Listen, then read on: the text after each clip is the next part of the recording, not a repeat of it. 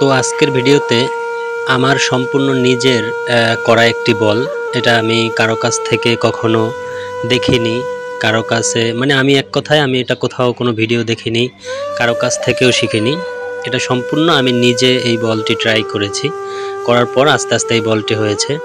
তো এটা হচ্ছে শুধুমাত্র আপনার দেখেন এটা কতটা পরিমাণ টার্ন করে। এই যে অফ স্পিন টার্নের এই বলটি, তো এই বলটি দেখলেন, আরেকটি বল আর একটি বল দেখুন। তো প্রত্যেকটি বলই মানে আমি এটা নিজে নিজে চেষ্টা করতে করতে তারপরে এরকমের টার্ন পেয়েছি।